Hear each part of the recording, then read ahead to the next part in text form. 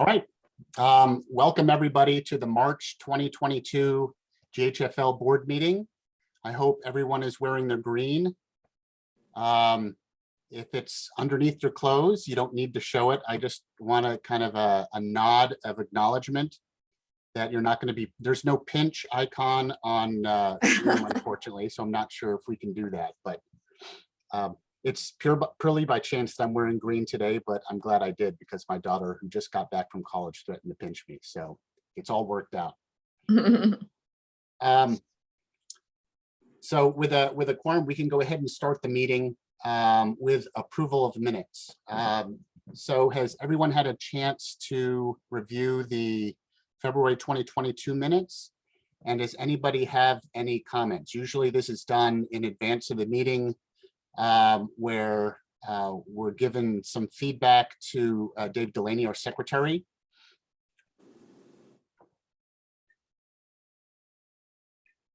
Not hearing any changes. Does anyone I think want to make a Eric motion? has his hand up. Yeah, Eric is not on the board. It's just us that's going to be okay. on this.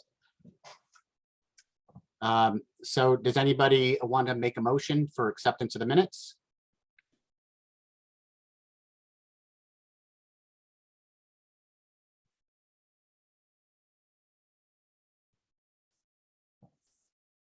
Nope, not hearing any motion.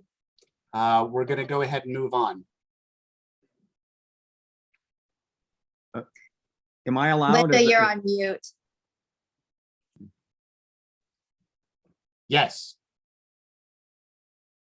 David, yes, you're allowed to. It's just the president is not normally allowed to make the motion.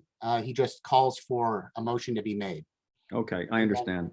And then Well, as the author, I move that we that we accept the GHFL board meeting minutes from February. Okay, thank you. Does anybody second that? This is Vadim, I second. Okay, thank you. Any discussion?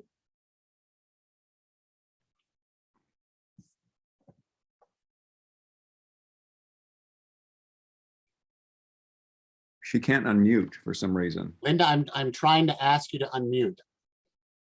Is it not appearing on your screen? Okay. Bridget's having the same problem, right, Bridget? I saw her going, ah! All right. All right. Any second? I second. Okay, thank you. We had any discussion? I didn't hear any discussion. Anyone want to make a point on the board? I just want to say nicely done, David.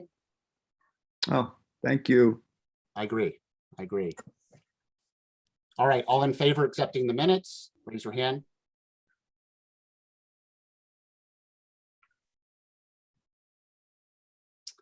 I am seeing a majority of the people, actually all the present board members voting to accept the minutes. So the minutes pass. All against the minutes. I'll just go ahead and allow that. Nope. All right. Since Stephen Adkins is traveling and most likely won't be here until after 8 o'clock, we'll just go ahead and move the treasurer's report to the end, hoping that he will be able to join us.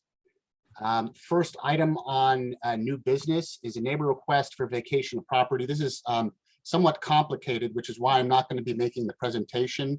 I'm going to go ahead and start unmuting the presenters. Fred, I assume, Fred, are you going to be the one that's going to be presenting, or are there going to be others as well?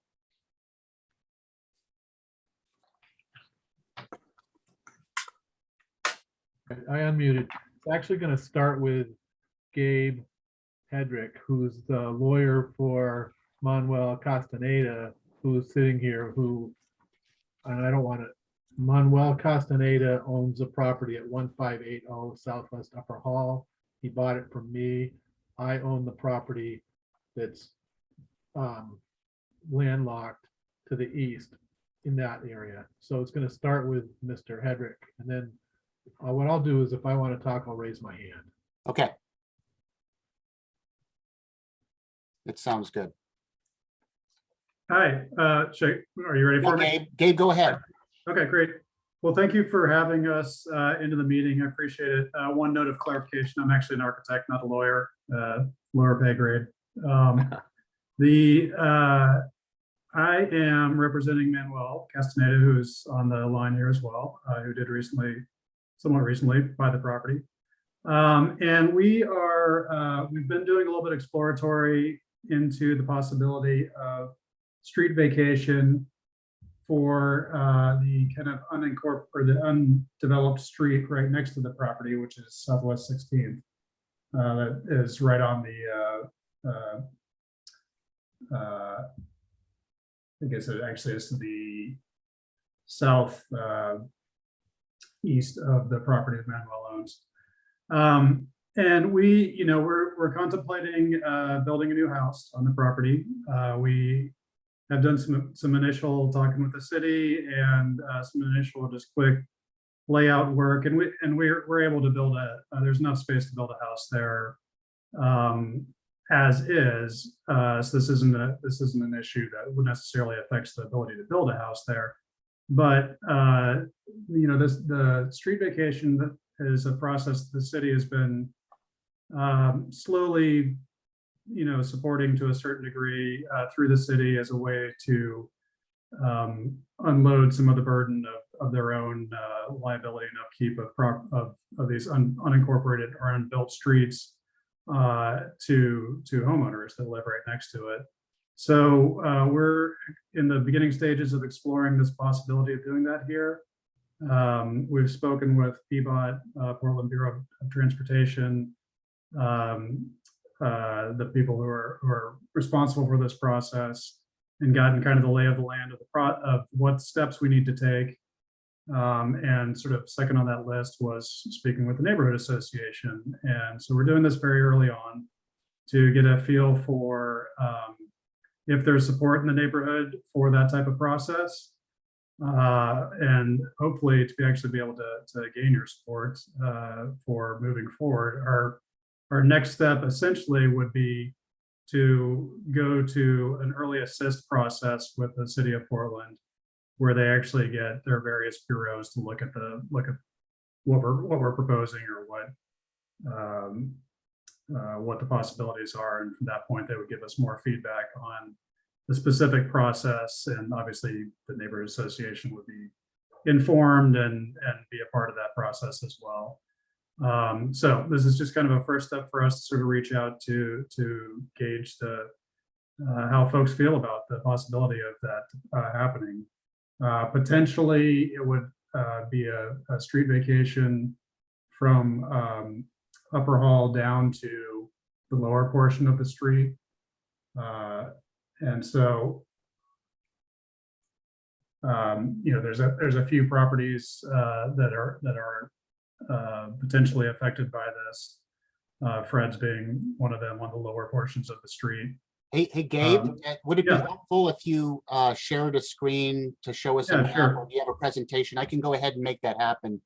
Yeah. Just let me know if that would be something that you would like to do. Yeah, I mean, I've just got a few things that I could certainly show. Okay. And can you just, for the dummies in the audience, can you tell us what a street vacation is? I mean, Yeah, sure, of course.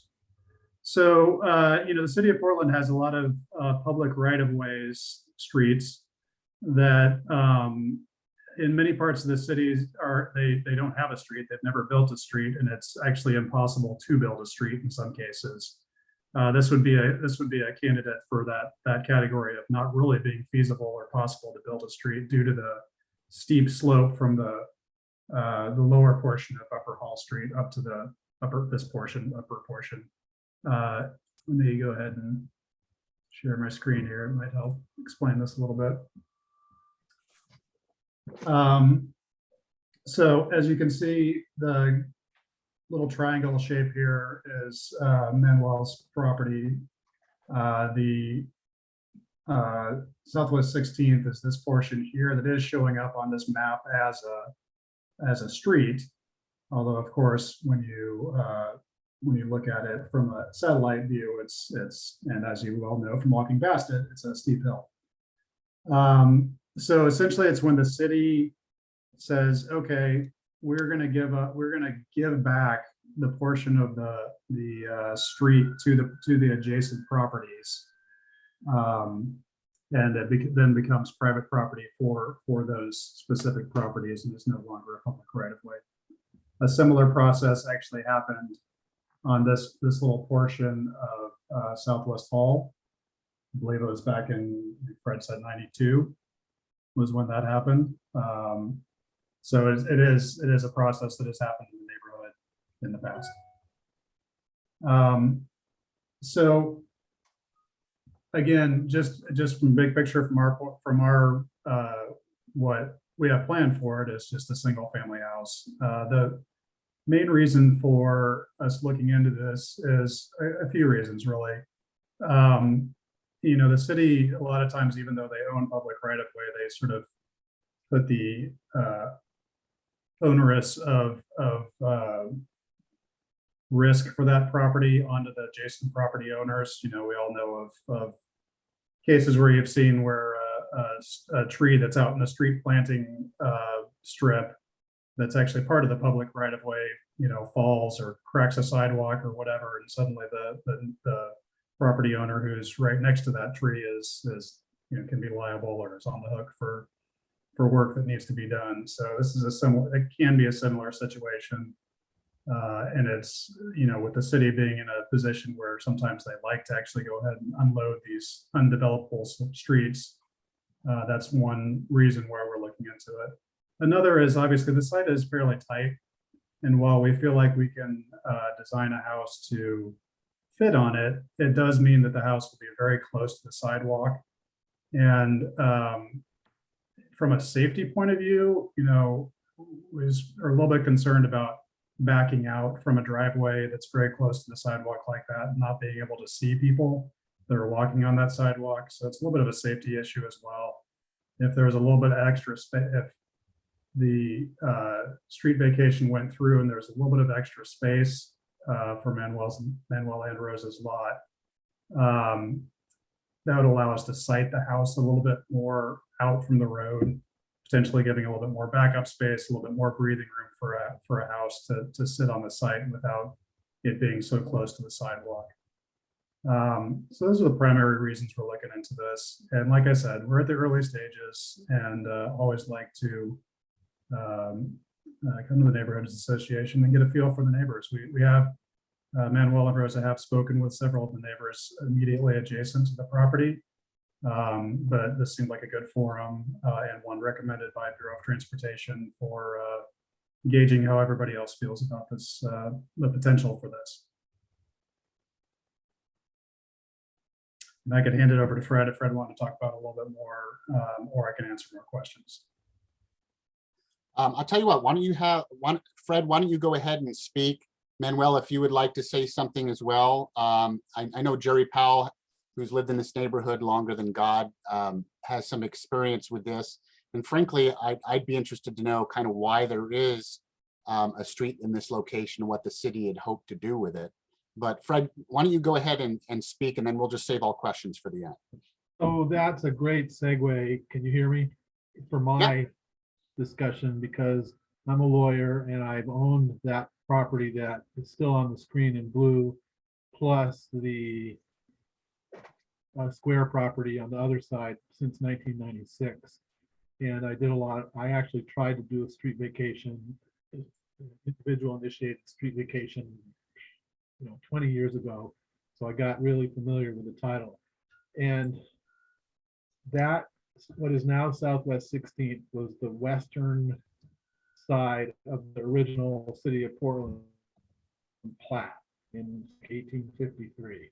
And so when that was platted, nobody paid any attention to the fact that the streets that were platted went up very steep slopes. Down on downtown, everything was relatively flat. So around 1910, when Portland Heights was developed, they built Southwest Upper Hall, which makes that hairpin to get around the to get up there. And simply because a new street was built doesn't mean the old. So the original street was, quote, dedicated as a right of way. So actually, we, the neighbors, own the property, but it's subject to a right of way in favor of the public for transportation use. That ever decide to do it, but it's so steep, it's not going to get developed.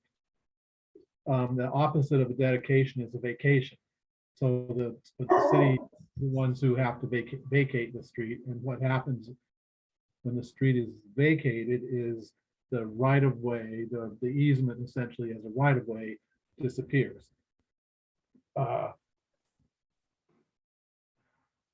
Gabe mentioned that there was a partial street vacation in 1992 of the strip of Southwest Hall that goes from 16th to Upper Hall. That was, I know the history of that. My predecessor in title, who rest in peace, David Fowler, owned a little shack there that I eventually owned, and he wanted to build a house, and he found out that his house that he had was partly in the street. So he did a street vacation that the city approved, and he had plans to build a house there, and then he died. Actually, the little red house that is on Southwest Upper Hall, down below, it's actually in the street as well. But I'm only speaking on behalf of myself and historically. So also I don't know if you know this, but the section that he showed has a sewer in it, and it has PGE lines over it. Those would continue to be there. This strictly would remove the right of way, and yes, from my perspective, I'm in favor of it. I'm not the chief promoter of it this time. What I anticipate is that if the street was vacated, that Manuel Castaneda and his wife on the one hand, and I would lot line adjust somewhat, because it would allow the Castanedas to have a yard that followed the contours of the property. Because as you notice on the south, it's a tiny pinprick of a triangular shape. I know that I worked with Jerry Powell I talked to Jerry Powell about this 20 years ago, and my situation is basically I'm not against it, I'm in favor of it, and I understand that Goose Hollow has some things that it would like, and I'm probably willing to cooperate to that extent, because you gotta go along to get along. So that's what I have to say, and I can take questions if anybody has any. All right. Thank you. Manuel, is there something that you would like to add?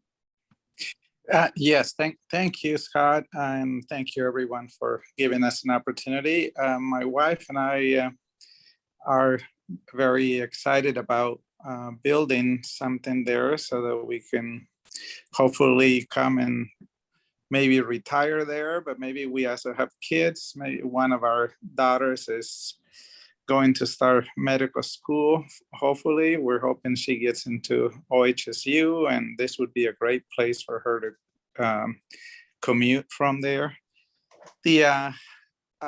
Just a few months ago, probably less than a year ago, there was a slide off of Carter Lane, which is very close to this, and it went down to Montgomery. And I know that the two neighbors there had to pay for all that repair. It was about $200,000 that the city forced them to pay, even though it wasn't in their property, it was in the right of way. So when I looked at this, I said, well, wait a minute. If I told the city, if I'm going to be responsible for a property that is not technically mine, why should I have to pay for it? And they told me at that point that they really see that as a problem, and they're trying to unload this property so that they don't have angry neighbors everywhere that are having to be responsible for those unimproved streets. So I think it's really a win-win situation. There's actually evidence of a lot of garbage and stuff in that area from homeless and other people. So we would be able to manage and keep that cleaner too. Well, actually, I want to talk about the garbage. I've had that property, like I said, for 25 years. And what happens is people come up there and they look at the city at night, which I think is great. And then they take their beer can and toss it over. And then every few years I clear some of the land and I got a couple big bags of garbage to take out of there. But now it's Manuel's problem. Faye, I saw that you had raised your hand. Is there something you'd like to add? Hi, yeah, my name's Faye Weissler. So I live on the corner of Upper Hall and College. So I'm not next to Manuel's lot. There's a woman who bought the lot next to him the summer before, and then I live right there on the corner. And yeah, there's no question there's a lot of garbage down there. But I just had a few questions. So the person who bought the lot next to me she has a very small lot, as is mine, and got permission from the city to do a height adjustment and build a very large house on a very small lot. And all the neighbors here were opposed to it.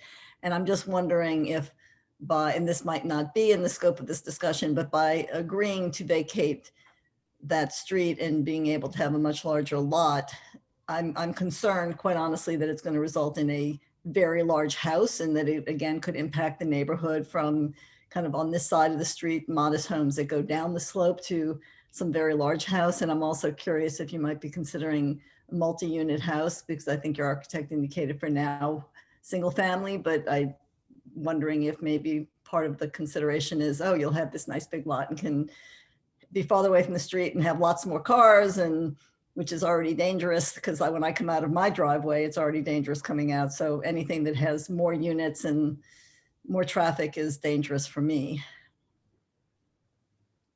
Right, that's absolutely a reasonable concern, Faye.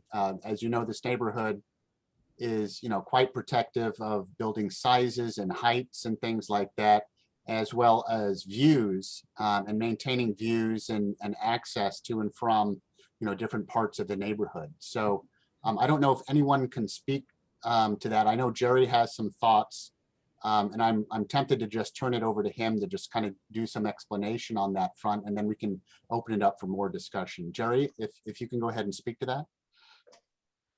Sure. First of all, clear up something on a term that you're all hearing: dedicated street.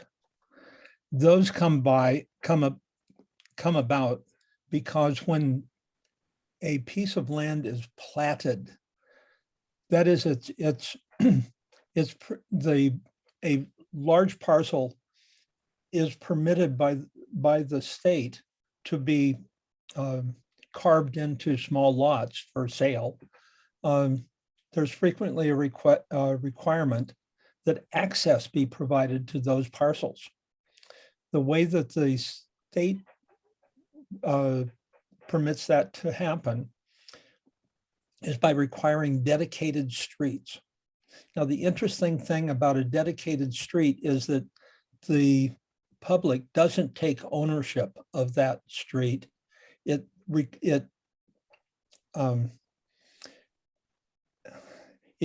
asks the property owner to allow the public to use that space, the dedicated street. So really, the space that's in front of your home in the street is property that technically you own, but allow the public to have access to. That's the dedication. So this dedicated street really does belong, in some sense, to the folks that confront it. Now, keep that in mind. When you vacate a street, you simply give it back to the property owner, sometimes for a fee, sometimes not. It makes sense to give that property back to the adjacent property owner when the public no longer has a real purpose in it. In this case, there are utilities that are located in that street, and the public would have to retain easements for those utilities. That's a possible limit on how much of this street could actually go to any one person facing it. Mainly because you can't build under or over a utility easement. So Jerry, would there be any, because I understand that what Fred and Manuel and the others are asking for is a letter of support from the neighborhood. And correct me if I'm wrong, a letter of support from the neighborhood. And they will most likely have to approach Swirl as well to get a letter of support from them. But is there any unintended consequences or drawbacks to giving that support? I know that there is maybe an ask from us for a view corridor. And I also know that we've had kind of a right-of-way walking paths and stairways be co-opted by homeowners in our neighborhood that have kind of cut off access, and we certainly don't want that to happen. So is there any possibility that anything like that would happen where we would lose a view corridor or walking access to and from certain locations? You know, with folks like Castanedas and with Fred, and hopefully was the ZM woman, some agreements that come in favor of the public, i.e. the neighborhood, before there's a street vacation. That kind of stuff is not only pretty standard, I think it's expected. I think we should support the vacation. And I know Fred has some definite ideas on how to approach viewpoints from this area. And he's actually brought up some things that I frankly was not thinking in particular about. For instance, the public nuisance of a dedicated street viewpoint or a viewpoint that uses part of the dedicated street. I think we have to think those things out. But I think there's plenty of brain power and plenty of will to do that here. Okay. Fred, I see that your hand is up, and Faye, is your hand still up, or? It is still up. I was Okay. going to follow up. Why don't we have Fred go, and then Faye, we'll hear your comments after Fred. Yeah, So thanks. if you leave that image up, that would be great. In 1992, when that street was vacated, before I came on the picture, the city reserved a view easement over, I think, 48 feet. And also, I don't know if anybody knows this, but the property immediately to the north of Manuel and Rosa's property, the prior owner, Mr. Vernier, who made a lot of money in software, gave a conservation easement to the Three Rivers Conservancy. And also at that time, as part of the ordinance vacating the street, the city reserved the right to build a stair, but east-west in there. Like we all know, the right to build a stair is no different than the right to build a street. The city never built a street on Southwest 16th or Hall in this area.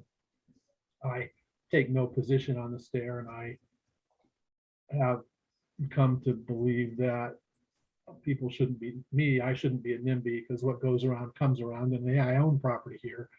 But I think if you were to look at politics in the city of Portland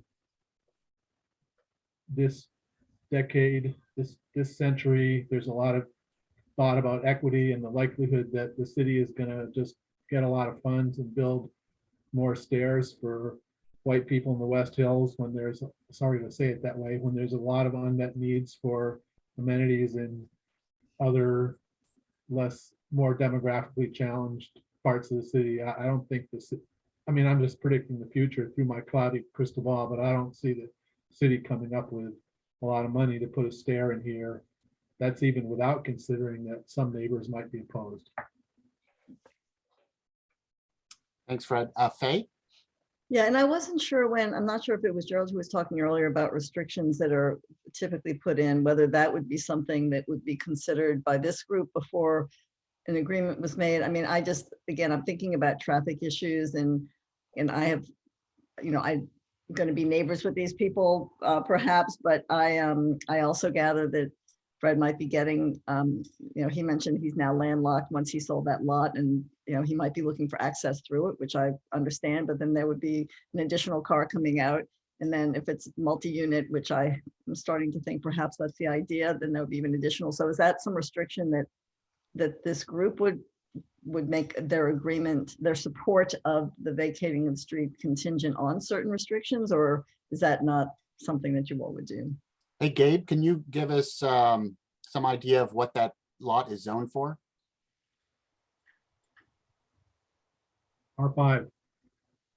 It's R5, so single unit residential. Right, and of course, under the current code, you can have an ADU. And I don't know, I'm not an expert on zoning. Well, let's open it up for questions, and maybe I should ask just one question, which is, what is your expected timing on this? Is this something that we can kind of consider over the next month or two, so that if we do have a letter of support, that we get the language correct? Yes, absolutely. Can you hear me? Yes, Manuel, we can hear you. Yeah. Yes, you can take your time. Obviously, we don't want to spend years developing this, but yeah, whatever is necessary. Right. And reason, and we appreciate that. Just to give you a little bit more information, I talked to Fade. I met also with a neighbor on the north end, Leslie, and she heard about the steps going through the back there, and she is definitely not going to be in support of that, because she says she's had some homeless living next to her home, and obviously if someone's living alone and they don't feel comfortable with someone watching over their window right next door. And unless the city gets that whole issue of crime and homeless under control, I think you're going to have very few people supporting that, especially since some of the other areas there that have similar stairs, they have homeless encampments there. Right. Well, let's open it up to the board. Does the board have any questions or requests for clarifications on anything?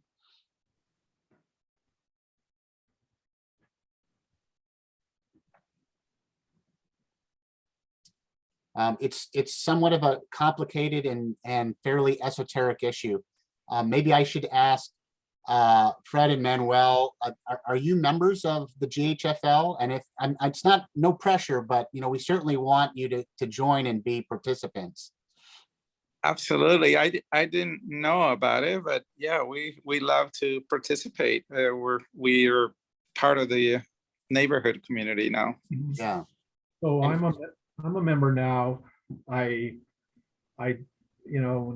Manuel raised this, I joined again. So as background, I have lived in Portland for 43 years. About half of the time I lived in the Swirl neighborhoods. I was the president of the Kings Hill Historic Association that put together the Kings Hill Historic District. It's partly in Goose Hollow, but at that time I lived on the west side of Vista, so I wasn't in Goose Hollow. But I've owned this property in Goose Hollow since 1996, and now I do live in Goose Hollow in the Cardinal View Lofts condominium, which is at the corner of College and Cardinal, which is just about 4 blocks from this site. Great. Faye, what about you? I'm sorry, what about me? What? Are you a member of the GHFL? Well, I came to the eventual head at the MAC. I think I met you there. And because I'm right in between the two neighborhood groups, I've a few times gone to meetings with both. Yeah. Yeah. Yeah, you guys are in the overlap portion. So we did a sign cap project years ago where we put some sign caps, Goose Hollow sign caps in that overlap area. Uh-huh. And I know that Roger thought that that was a great idea because it brought to mind the Oklahoma land rush that we were kind of claiming areas of swirl, but it is a shared area and anyone who lives there can be members of both for sure. So we should contact Swirl as well and get on their agenda as well. I think so, yep. I Yeah. will, Gabe, you can lead that charge. I And- have the Swirl. And Laurie, I see that your hand is up. Is there a question? Yeah, so is the proposed vacation the complete area between the Southwest Upper Hall Arms or just a part of it? Gabe, Oh, Gabe, no, I Well, just need to, it's the area between. Thank you. Yeah, between- no, it's just, currently, we're just looking at the area between the two portions of the street. And PVOT advised us to, if there was a request to be made, to request the entire extent between those two portions of the street. And if for some reason it ends up backing off, you can also request partial vacations of streets. But their recommendation was always to request or to go in discussing the full extent between the two streets. so what I'm getting from Gabe and Gabe through Manuel is that, you know, in 2000 or something, I was trying to do a street vacation and public policy was, you know, they didn't have much of a position. So you private street, you know, private party initiated street vacations. You just basically did this property between two parcels. And at that time I owned both sides. What I'm hearing through Gabe is that PBOT has now kind of changed its tune and wants to unload, as more affirmatively wants to reduce its footprint in these difficult sloped areas. And so what I'm hearing is they want us to start out from the north to south section. Both ends are on Southwest Upper Hall. Yeah, yes, that's correct. Basically, I asked them, hey, if I can't find all these people to agree, can I just vacate my portion? Can you vacate? It says, yes, we can do that, but it's much, we prefer that you get everybody on board and vacate the whole thing. So they want to get rid of it. Okay, and then just one more thing. On behalf of Cal and Connie, who are on the call, they'd like to request the ability to use the chat feature. Okay.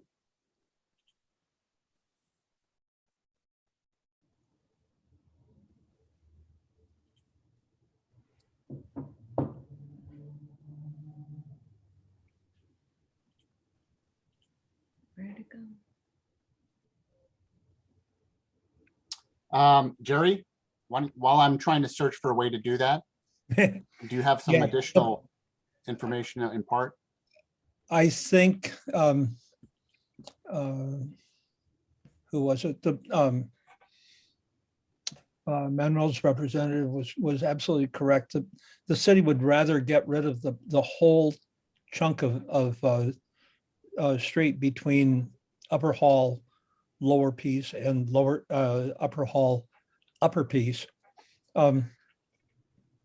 The stairway that I think was discussed in 30 years ago was actually a stair and stepway in 16th on the north side of Upper Hall, lower piece, between Upper Hall and Montgomery. And that's still on the map of the trails folks, that they really want to put the couple of stairs in to connect to an extensive sidewalk that exists there. I don't think anybody really seriously figured that a stairway from between the limbs of Upper Hall would fly. I also seem to recall that the city got kind of cold on the idea of vacating parts of 16th when they figured out that they had a utilities or they had utilities in the street. They don't typically like to vacate utilities rights of way. In this case, I think we could probably argue for a utilities easement. And what do you think, Fred? So when they vacated the other portion between Southwest 16th going west to Upper Hall there, they reserved a sewer easement in the vacation ordinance. And I believe they would probably reserve a sewer, well, they have to reserve really a 20-foot wide sewer easement, because that is a major sewer with manholes and everything. But my understanding is they're willing to do that. They're just going to reserve rights for sure. Hey, can I make a suggestion? We were intending really for this to go 30 minutes, and it's an important issue, but it's also a complicated one. And since there is no, extreme deadline on this, what I'm going to propose is Jerry and I to speak more with the neighbors, give some thought to a recommendation to make to the board on, how to structure some, an approval if we're going to go in that direction. And then we'll have a short discussion, maybe during the next meeting if we can finalize it, and then we can just go ahead and move on.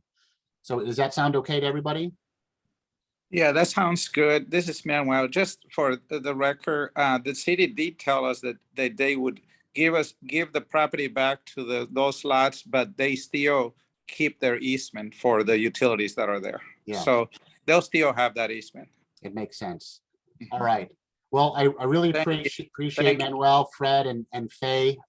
Stay in touch. You have my contact information and Jerry's contact information, and we'll be speaking with you in this next month. So thank you very much. Thank you. Bye. Thank you. Moving to the next issue, small grants for outreach and membership drive. Is there any update that we can give? And Laurie, I forget, were you the one that was working with Catherine on that? Or is it Linda? Linda, I'm sorry. Linda, well, Catherine is not here. Is there any update that you can give on that?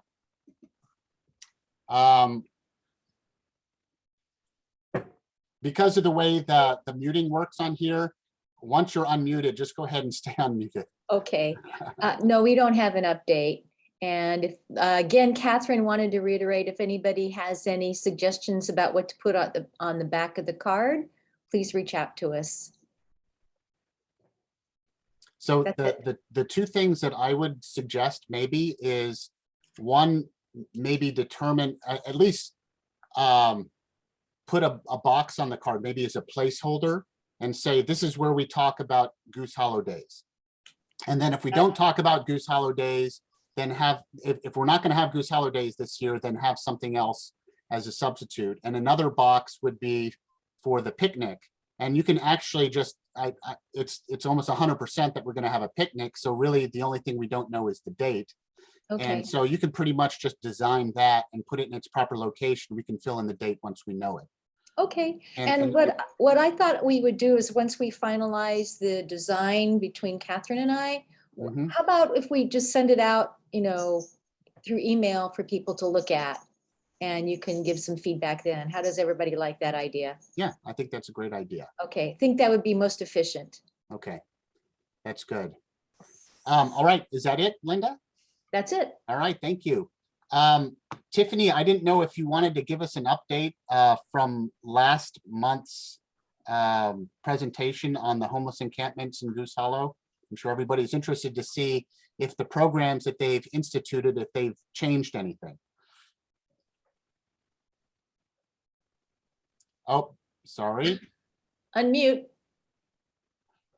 There we go. Yay, thank you. I really like this mute feature. It means I can't talk as much as I like to. The update on the homeless encampments for Goose Hollow and actually Greater Portland right now. You've probably seen this, I think it's the second series of Mayor Wheeler's executive orders.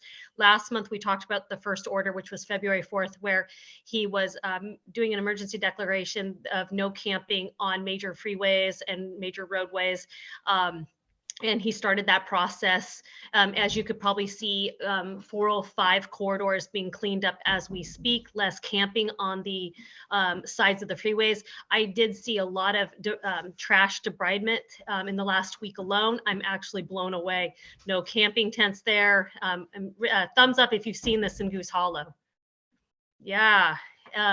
So we've seen that and happen. The second declaration from Mayor Wheeler was emergency order declaring centralizing all homeless services under one under the direction of one community safety director, and that's Mike Myers. And if you don't know who Mike Myers is, he is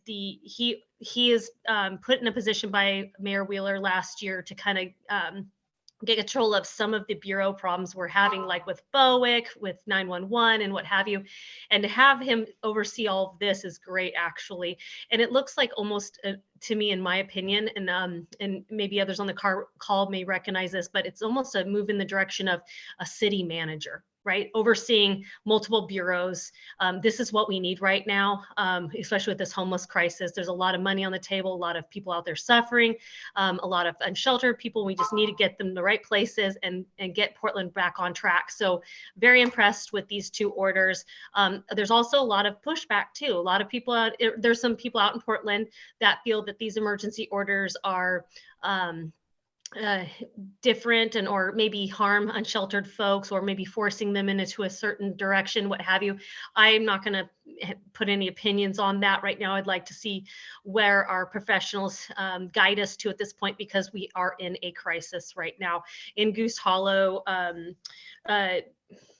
actually, I'm going to back up a little bit, but part of his emergency order was to declare HUCRP, utilizing more of the cleanup program, the homeless urban camping impact reduction program, HUCRP, to go out there to relocate some of these tents, clean the areas.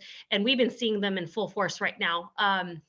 Especially right now with March Madness. I don't know if any of you noticed, but Portland is March Madness. It's March crazy right now. And I'm seeing everything getting cleaned up. I'm seeing homeless tents getting relocated out of the Rose Quarter. It includes in Goose Hollow, you saw a little bit of Burnside and major roadways, that kind of stuff. We saw it along there. But what I did notice, I looked at the HUCRP schedule report for cleanups. There's nothing in Goose Hollow in the last few weeks. All four quadrants have so many cleanup schedules on their list. Even respective Northwest District has multiple. Old Town, Chinatown, Japantown has multiple. Downtown has multiple. I don't know why Goose Hollow has 0. Anyway, we can go into that conversation later when I break down our unsheltered tent counts for our respective boundary lines for Goose Hollow. But I encourage all of you to click on that link. Keep an eye out for yourself. This is where we need to keep track. I have a feeling that Mayor Wheeler might be announcing another emergency order here in the next week or so. I can't say anything right now, but I see something on the horizon. So the reason why you're seeing a lot of these emergency orders is our COVID mandates have been lifted. Our mandate has been lifted. So you're going to see Portland go forward now. And that includes changing the HUCRP guidelines around June, because our camping guidelines were based on COVID guidelines.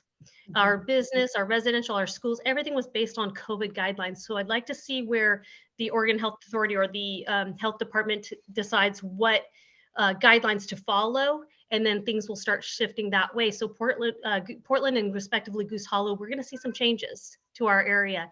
And so this is our year. And hopefully we get all those people relocated to the right place, because I don't want to see people getting shuffled around and around. And what we're seeing right now is people are getting shuffled from major corridors like freeways 405 and 26, and they're coming closer and closer into the core of Goose Hollow with our residential and our small business community. And so that's not going to work either. Just moving people around, displacing people out of sight, out of mind from your car, right? Or your public transportation line. I think that's about it, Scott. Do you want me to mute myself until the next talking point? Well, the next talking point is the public safety, parking, transportation. It's basically the 6 core, but maybe I should just ask one question before I kind of open up in case other people have questions for you. But is this something that we should have on the agenda just basically monthly, at least in the short term, just so we can see trends? Because it seems to be kind of top of mind for most people. I think it's worthy of circling back to see where we're at. But we could raise our hands with the board members if you think this is worthy of every month, like a little check-in. Yeah, well, I really appreciate the updated homeless map that you provide, and we post that, and hopefully everyone gets a chance to take a look at the great information that's provided, and hopefully it will trend in the right direction. Tiffany, why don't you go ahead and go into the public safety part? Because I know there was a meeting yesterday and not everyone was able to join. So maybe you can give us an overview of what happened. First off, I'm the co-public safety chair along with Linda Rankin. Thank you, Linda, for being a part. I can talk a lot, so if you want to step in or just let me know, because I can be a hog. We all know, right? So yes, our monthly safety livability meeting was yesterday from 5 to 6:15. We've been sharing our safety livability spot once a month with our respective 5 other neighborhoods because we get great turnout. We have synergy. We're not working in silos. We're working together with our respective neighbors. We had 3 guest speakers talking about drugs, drug use, abuse, and detox. And I actually, if any of you were on that call, I think Alan Clausen was on that call. It was interesting. It was really interesting from guest speakers. One was an ER doctor.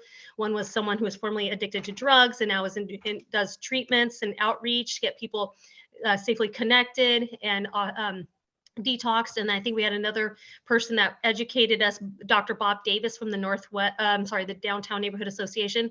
He spoke about what happens to the body with drugs on board and what, the symptoms of it and kind of the latest drugs that we're seeing on the street, like P2P and the fentanyl craze right now. And we're seeing a lot of drug overdose, went through all that. So when we talk about things that makes neighborhoods wanted to hear more about drugs, the drug crisis, the drug concerns, and what's happening to our people on the street that we're now seeing in more of a paranoid state or more of a violent state, or maybe in a slumber state. Like in Goose Hollow, I found someone that was slumped over on the sidewalk, and I was just absolutely worried about what was wrong with them. So you're seeing people in different they're going through a lot right now. And so in terms of the drug conversation, I personally represent PSAC, the Public Safety Action Coalition, which on April 12th, if you mark your calendars, if you have interest to learn more about drug crisis, I'm going to host 2 guest speakers worthy of your time. That's Unity Behavioral Health. And if any of you don't know what Unity Behavioral Health is, it's actually one of our biggest workhorses of our Portland community. It's a compassionate approach to behavioral and mental health emergencies. This is offered 24 hours a day for immediate psychiatric care. It's a path to stabilization and recovery. And some of you may not know that when we have someone out there in crisis, either we take them to the ER or we take them to Unity. I love Unity and I want more of Unity because our community needs to understand that right now we're 50th dead last in the country for substance abuse treatment centers and detox abilities. And Unity is one of our workhorses. And so we need to look at Unity and say, what should we do different? How do we expand? And what do we ask for? Because the state, y'all got the money. What are we doing here? Because now we're second leading in the nation for the most drug addicted situations where we got people out there affected by drugs that need that substance abuse treatment. So April 12th, PSAC will also host, in addition to Unity, Portland Street Response. Why is it important to hear from Portland Street Response right now? Is because Portland Street Response is going to be rolled out citywide March 28th. And so April 12th, I asked them to come. It's Robin Burek, who oversees that program, to explain to us, for all of us who are in the downtown core area of all these neighborhoods, what to expect from Portland Street Response, because we so badly we don't want to call 911, but we see someone out there that might need the Portland Street Response. And we need to get educated and understand what it means, because a piloted program coming to the greater Portland, it might take a while to get their bearings. So we need a reality check of what to expect. So please join us. There's going to be some other talks about public safety as well there. Back to our neighborhood, tent counts. Yeah, a thorough tent count was done. The Goose Hollow board was given that breakdown of tent counts. Does anyone have that tent count map handy at this time? The map or the report? Yeah, the map. Did the map of it, the breakdown. Did we get that put on the agenda so we could all look at that? Yes, it should be on the agenda. Okay, good. So when I talk about tent counts, why it's important for tent counts is we officially hit our crisis highest level of tent counts in 2 years. Whoa, Goose Hollow. This is why we need to write our elected officials. This is why we need to speak out. This is why we say, hey, if we've got our highest number and Huckerp's not here, or we don't have outreach services, what's going on? And if they're all coming, if our numbers are growing higher and higher, we have to also look at our respective neighbors and say, downtown, because of March Madness, are tents relocating closer to us because businesses are reactivating because of COVID? All right. And we also need to look at, well, if people cannot, unsheltered people can't be on the major freeways of Highway 26 or 405, are they going to be closer to us? So this map right here, if you scroll through, it actually tells you breakdowns of clusters. And this will tell you, and this is what I was saying to the Civic Business Stadium and other groups, is why should we let other people pick how we, what are the biggest areas of concern when we know what they are? It's actually our residential communities. I'm going to give you an example. For the Civic Stadium, had a meeting this morning from 12 to 1, and they didn't have this map because it comes out of Goose Hollow, and they thought, the fireman's mural or memorial that's right there on Burnside, it's an issue. They wanted it cleaned up because it was unsightly. But I said to them, I recognize that something iconic in your neighborhood is important to get cleaned up, right? You have 3 tents there, and you have someone of color living there as well. And so we need outreach services before we just move them along. But there's only 3 on that monument. And if you look right here, actually, right in front of Lincoln High School has 12. What do you think might be more important to our community right now? Our kids or the monument? And so we need to take the data and say to our elected officials or whoever's managing this crisis, hey, wait a second. We have 20 that are on 14th and Salmon. We have 12 that are on 14th and Burnside. My gosh, Outside In has 40. Now, mind you, Outside In is actually downtown's respective boundary line. It's not ours, but I included it in this map because this is actually our border of our community, how we get into Goose Hollow, and something you probably see every single day. And why I made note of it this time is because we had someone who was out there that had a baby the other day on the sidewalk of 13th and Market. And you probably saw it in the news. So we have a situation over there that needs some attention. Now, we need to probably be careful on how we handle 40 tents, because 40 tents need an outreach team to come through. There's something going on there because they're clustered around the Outside In Medical Center. So we obviously want them to be close to medical services, but we also don't want people out there, that are in danger, like of the situation with having a baby on the sidewalk and walking off. That is alarming. And maybe most of you on this is your neighborhood too. And that probably, you saw that and you probably thought, my gosh, well, they have 40 tents right there. So, and 13th Avenue has 43. Did that just change all of a sudden? It was weird. 13th Avenue? Yeah. Oh, there it is. That's Outside In. Yeah. I thought it said Outside In. My note says Outside In. 40. I feel like something just changed on that. Either way, Linda, I know that when you saw this map, you know what our Goose Hollow board member said? Hey, there's a whole cluster of tents over by the Water Bureau by me in Goose Hollow. That's not even reported. This is good to know. So I need it for all of you to look at this and say, you know what, you missed a spot, but these tents matter too. And they need to be reported and or put in the concern. And if the, say for the Water Bureau, Linda, I don't know how many people are there. If you know how many people are there, and they are really up there. They're away from services. They probably don't get touched very often. And I really don't know what kind of help they do need. And when I talk about tent counts for Goose Hollow, I don't want to preface it as our unsheltered people are unwanted in Goose Hollow. No, we actually need to know where they're at respectively so we can reach them during winter storm advisories or heat advisories. We also need to know if they're even getting services, because at the end of the day, we don't want to pass by and think that they may be suffering and not getting the connections. Last of all, there are outreach services that we do provide. Pacific Echelon Private Security in the mid-core of Goose Hollow provides outreach 7 days a week, 18 hours a day to anybody out there. So I tend to guide them towards people out there that may need help. One of the things that we're seeing right now is an uptick of drug overdose.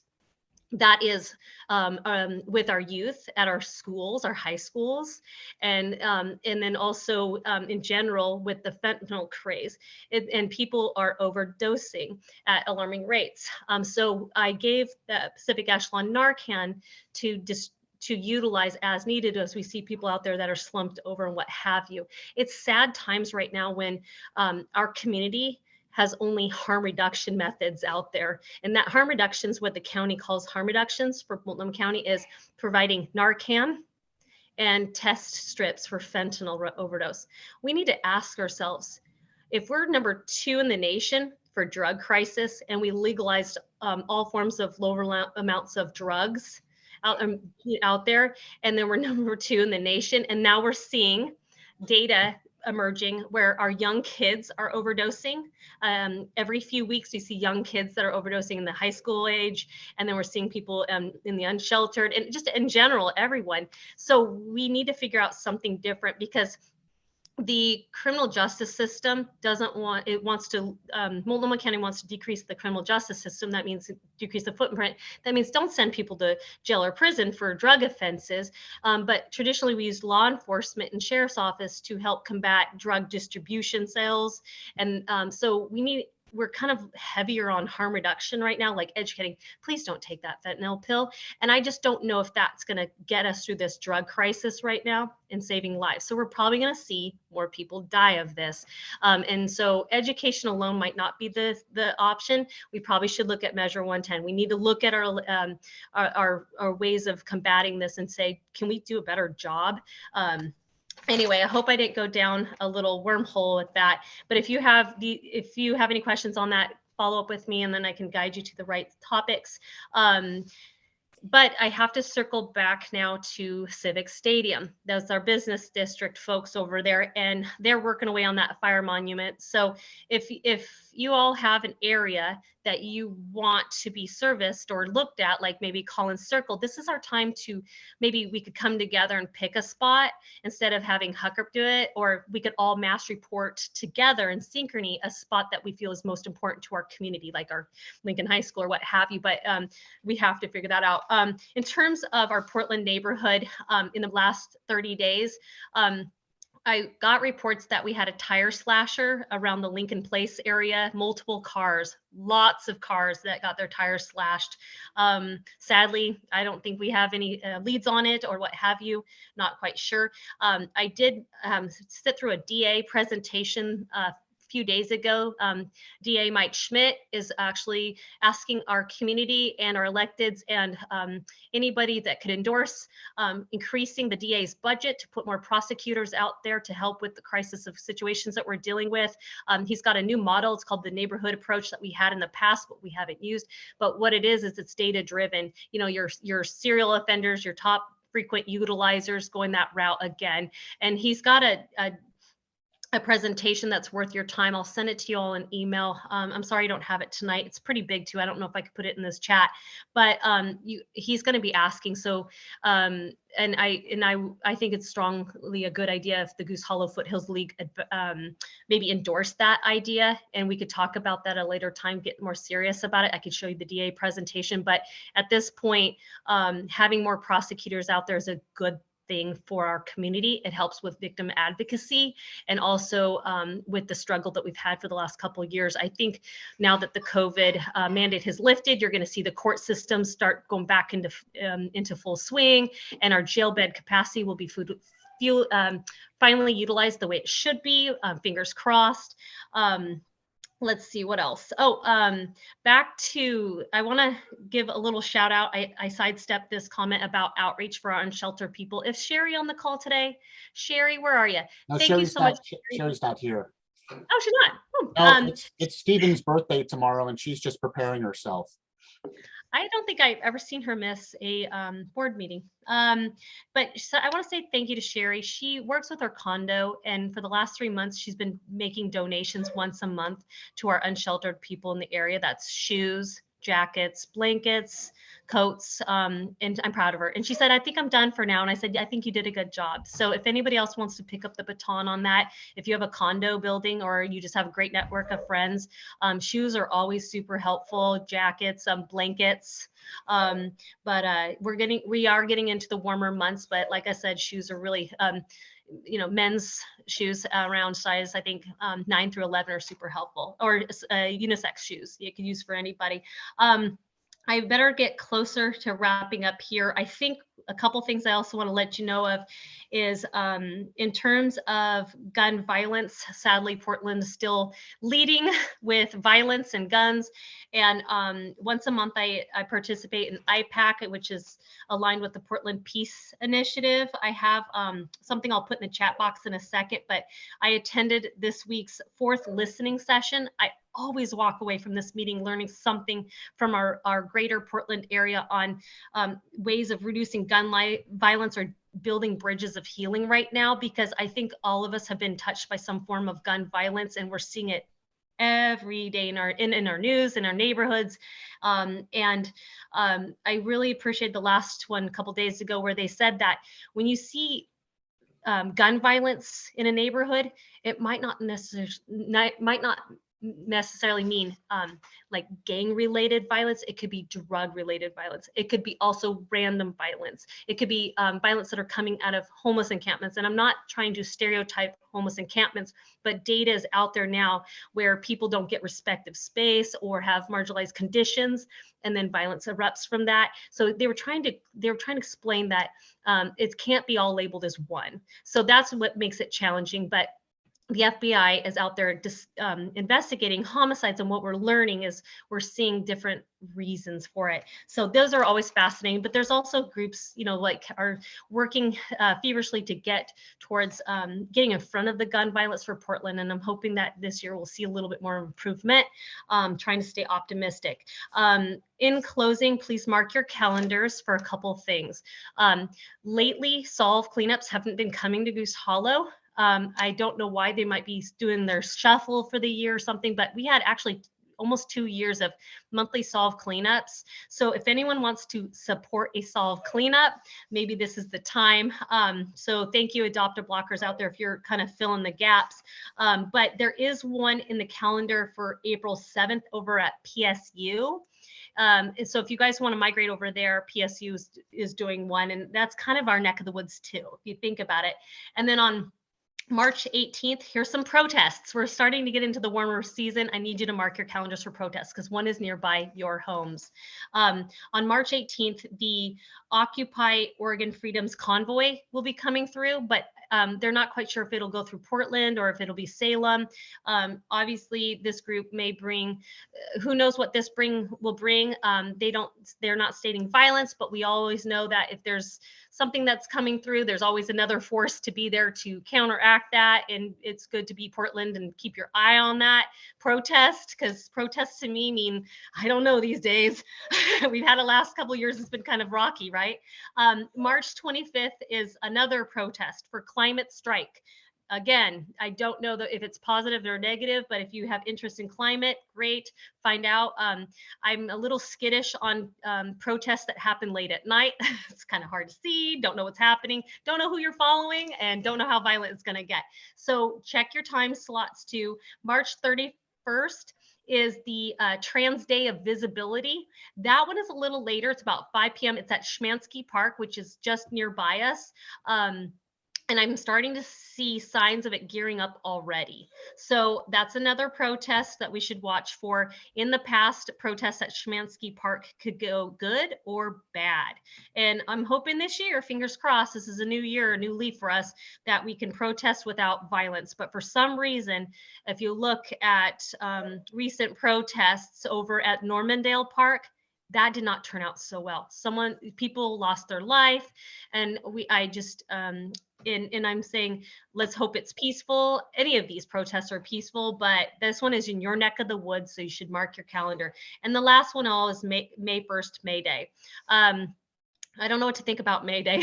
I get kind of, again, it could be a good thing or it could be a bad thing for downtown these days. So I'm indifferent, other than I mark my calendar and I just, use caution, or hope that our protests can become peaceful. I hope that was helpful for all of you. Linda, do you have anything to add to that? No. Okay. Does anybody have any questions? All right, good. We'll move on. I see that we're going to the Stadium Oversight Committee. Jerry dropped off the call, but he gave me a report dated February 28th. So I'm just going to hit some of the highlights of this report, and then I'll go ahead and send it out to the rest of the board. There's been some water intrusion issues on the southeast corner of the stadium. It affected the Providence Sports Medical Building, but it doesn't seem to have seeped anywhere outside of that. So there might be some drilling in the stadium to kind of address that problem. So I don't think it will affect us in terms of noise or vibration or anything like that, but we'll stay on top of that. There's also a project to improve the corner of the stadium, the outside corner at Southwest. If you remember, that's right by the Mat Club, and there's a very steep stairway that goes down into the rest, and they're going to try to make that ADA compatible. I have no idea how they would do that, but it's kind of a mess where the sidewalk is and where the stairway is, and everything is very narrow. So I think it's a long-term project that they've been thinking about, and it may be something that they're going to be moving forward on sooner rather than later. There is parking apparently is approved for Timbers events, or at least stadium events, at the Good Sam parking garages. So that's kind of far removed from our neighborhood, and they're really not going to be affecting any traffic in our neighborhood. But I'm sure the Northwest District Association is maybe not too happy about that, because it probably means more cars in their neighborhood. Speaking of parking for the stadium, it doesn't look like, although there was a plan to have an app or have something on the Timbers website, which tells people where there is space available at the various parking garages in downtown Portland and elsewhere. It doesn't seem like that they have implemented that. And then there is, in addition to the Timbers and Thorns games, they're going to be holding an Oregon State football game at the stadium in September, which is going to be pretty interesting. So that was triggered because they are remodeling Reser Stadium. But we get the benefit of that by having, a major college football game in our neighborhoods. That should be very interesting. Expect to see a lot of orange and black. And that's it for Jerry's report. Again, I'll send out a copy and we'll have it as an attachment to the minutes. David, I'll go ahead and convert that to PDF and send it to you, okay? All right, planning and zoning.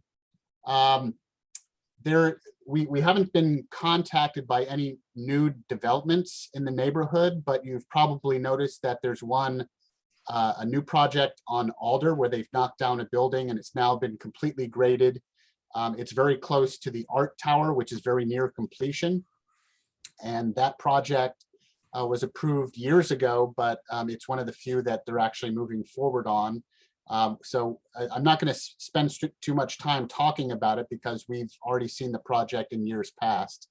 But if you do have any questions about it, contact me in the future. I don't know what the timeline is for completion. I would expect, a year and a half or 2 years before they're ready for move-in, but we'll have more new people moving in our neighborhood on Alder Street. So that should be a much more busy area once the art tower and that new apartment complex gets filled. And again, in that area, another project that's going on is the Artist Repertory Theater. You probably never thought that that would be fixed up with the art tower going on behind it, but I guess they were just waiting for the art tower to be completed so they can complete the project on the Artist Repertory Theater. So if you remember off of Morrison, they have kind of this driveway, this kind of semicircular driveway that kind of goes in. All that stuff will be eliminated and the building will be moved out entirely, to the sidewalk. So they're going to add a little bit more on the second floor, approximately maybe 1,800 square feet or so. And they're going to be raising the roof on some of the performance spaces. So be prepared for that project. I don't think it'll be too disruptive, but it just shows you how much work is going on in that part of the neighborhood. And that's all I have about planning and zoning. I do know that the Lincoln High School is getting closer and closer to completion. I noticed that they're getting very close to completing the sidewalk around the school. So we might get Salmon opened up again to two-way traffic, which would be nice, and make it a much better pedestrian experience. Just a reminder, they're probably going to start doing move-in in June. And I hope that I can arrange for some sort of tour for the neighborhood. We certainly deserve it after the disruption. And personally, I would like to see the inside of the school. I've been seeing some pictures on Facebook. It looks really nice, but it's pretty bland right now because they don't have any artwork up and some of the finishes aren't up. And as you know, with schools, sometimes each of the graduating classes will contribute some sort of art piece to the school, and that just gets added year after year. So I assume that as years go by, it will just be more interesting space. Now for Neighbors West Northwest. I am sorry to report that I was voted in absentia the vice president of that August organization. I think what happened is that they looked around the table to see who was not there at the meeting, and they said, "Hey, where's Scott?" And then they just kind of stuck it to me. So I am now the vice president of Neighbors West Northwest. There's a lot of other bullet points that I want to go through. I'm going to be very quick about this. There was some dispute over having access to financial information of that organization. We do have a treasurer, but it's not kind of an official position. It's not in the bylaws, and apparently the treasurer is for some reason not allowed to be a signatory on the bank account. And you figure that one out, Steve and Bridget. I don't know what's going on, but they've finally decided to pony up some money for an independent audit. So they're going to try to get their financial ducks in a row, and we'll try to figure out what's going on. Mark Siebert is leaving, or has, for the past year said that he's going to be leaving as executive director. He was supposed to leave at the end of December, but because of the disruption with employment disputes and other things like that, he couldn't leave, so he stayed on.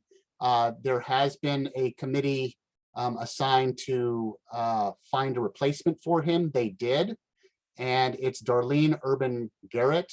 And as soon as I know more information about her background, I'll go ahead and share it with everybody. But right now she's not the official executive director yet. She's in that transition stage. Mark Sieber is going to be staying on for a few more weeks and kind of onboarding her with all the information. And then she will be starting, I believe, April 1st. There was some discussion about the elk fountain, and this is just a note: the city's efforts to disguise efforts to substantially modify the fountain, and there was a request made to the coalition and member neighborhoods to write to council members to express concern and request open meetings. That was passed unanimously. I need to do a little bit more research in exactly what they're planning for the elk statue, but it was, kind of a travesty that it was removed, and it had to be removed in the first place. So I'm hoping that it will be, another artistic amenity of downtown again, just like it deserves to be. We got a civic life grant agreement for our coalition, and a subcommittee was formed to go through the grant and determine whether it was either sufficient for our needs and also to plan for what we're going to be doing with it. So if you're interested, we can discuss more about kind of what your ideas are. From our neighborhood standpoint, Goose Hollow, really the only beneficiary we are of those funds is through small grants. And so we will continue to keep you posted on those particular opportunities. And finally, they discussed an employee complaint, but that was done in executive session. So there's no more to discuss on that. Again, this is kind of the disruption that the Neighbors West Northwest has had to deal with for quite some time. And so I'm not going to bother you with the details, but it's something that has been taking a lot of brain space, and they'll continue to try to deal with it. And that's it. Now on to the executive committee report. And I just want to make sure that David, that you're unmuted, Tiffany, and Steve is already unmuted. So I just want to set this up by saying that I did not participate in this, but I do know that they met for approximately 2.5 hours on Tuesday. And so just like you, I'm interested to hear what they have to say. Stephen, yes. Can we unmute Eric?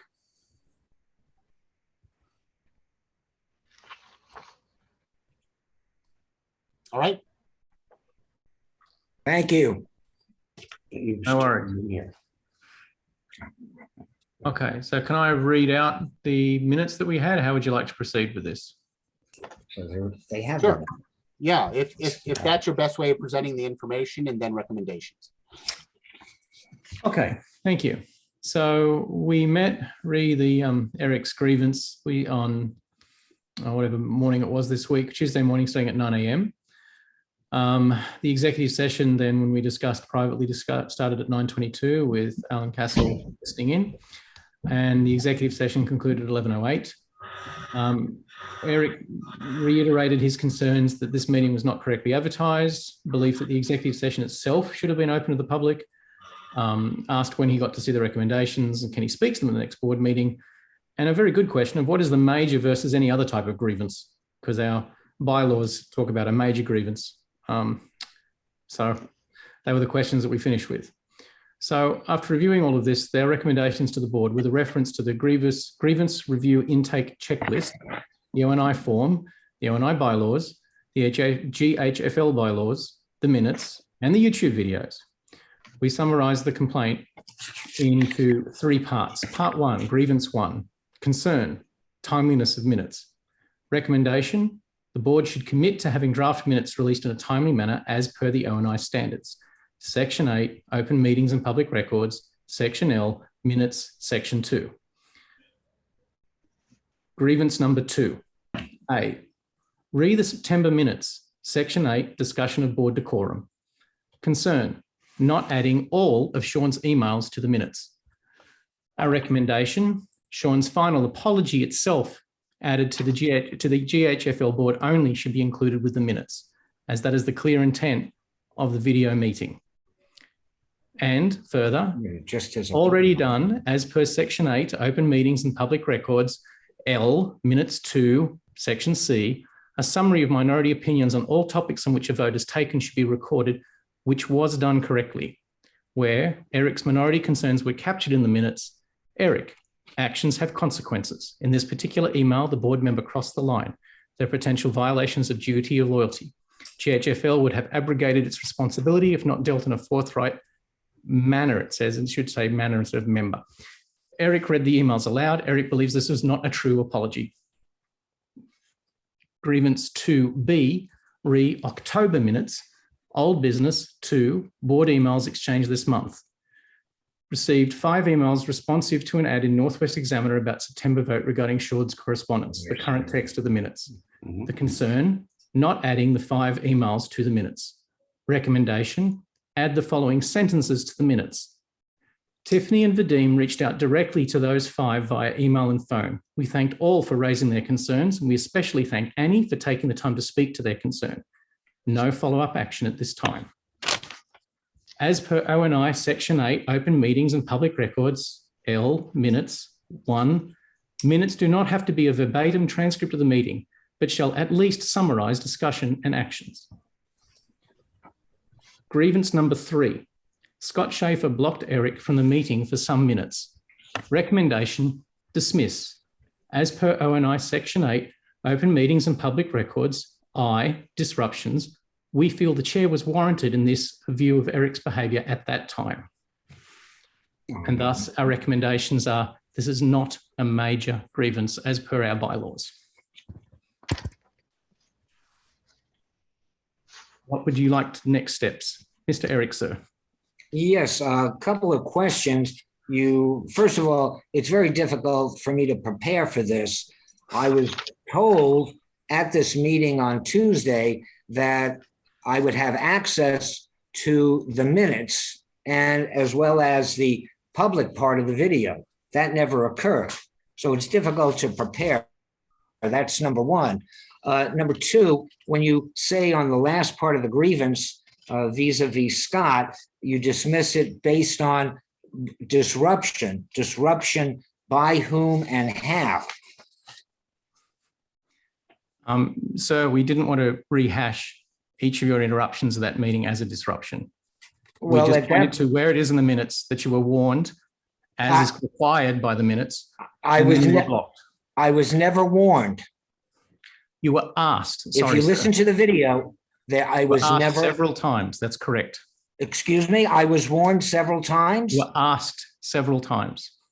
Perhaps that is not true. But regardless of all that, the thing that I would like to address is the meeting itself, the executive committee meeting or grievance review, however you want to call it, was actually a very illegitimate meeting.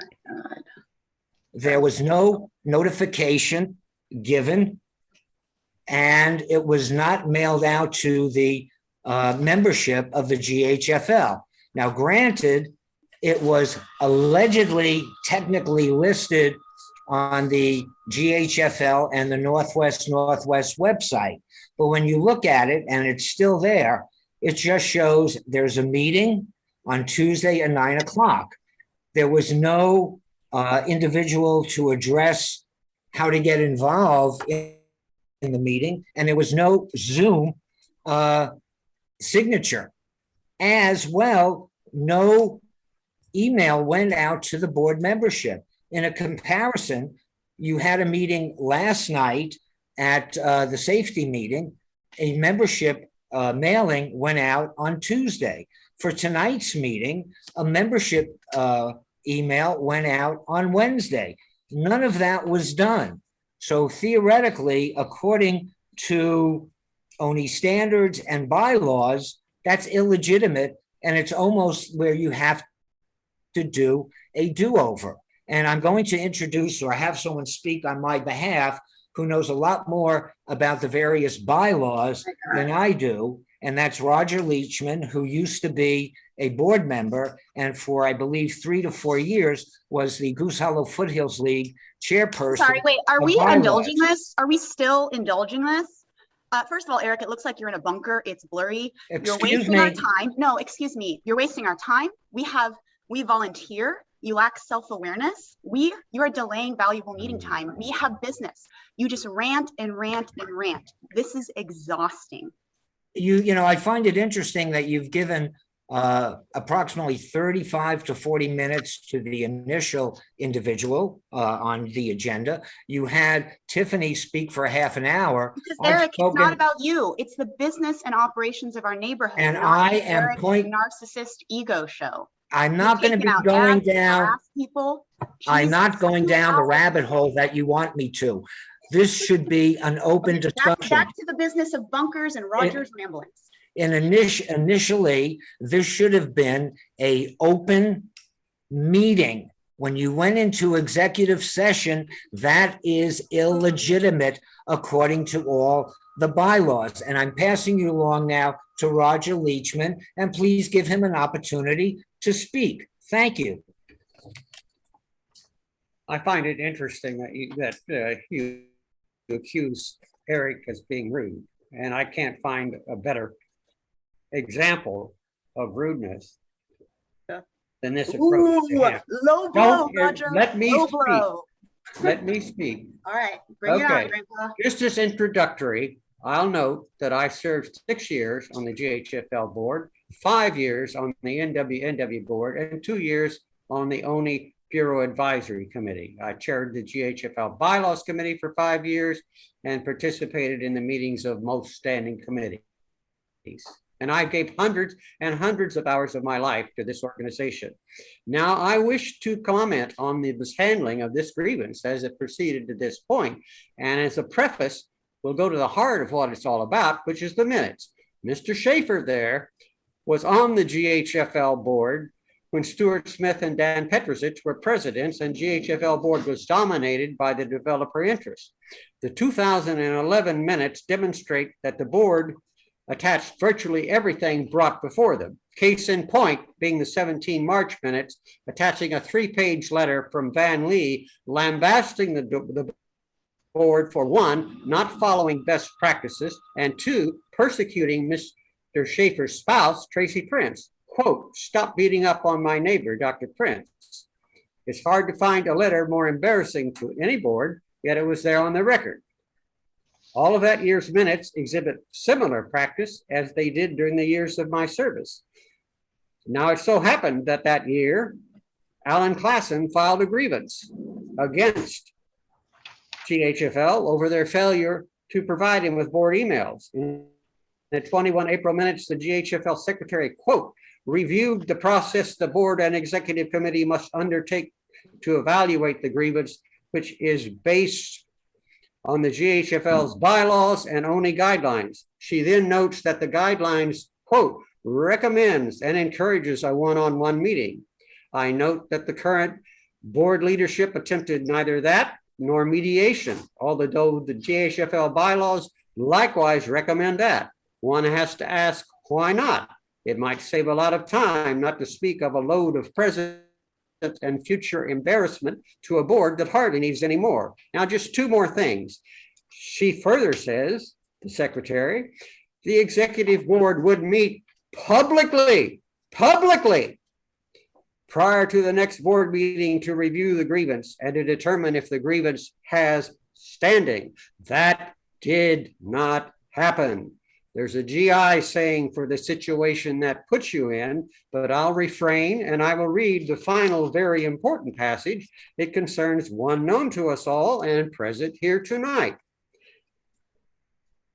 Scott Schaefer, this is quote, "question what standards the executive committee would use to review the grievance." The secretary responded that, quote, "the review was prescribed by standards set forth in the GHFL bylaws and ONI standards." Does someone have to spell out the implications of this to you? Mr. Schaefer's a lawyer, as he reminds people from time to time. He knew what the correct process was. He was present as a board member when it was laid out, and he even asked a question about it. He is without an excuse. I'm not a lawyer, but I'm confident a judge would throw out a case where an organization did not follow its own governing documents, thereby denying due process to an individual. Mr. Schaefer and the 3 other officers of GHFL failed grossly to adhere to their fiduciary duties, knowingly. Lord knows the requests that he made are actually modest. Mr. Simon can now choose, should he, if he wish, file a second, more serious grievance against the 4 officers, or against the entire board, should they vote to accept this illegitimate procedure.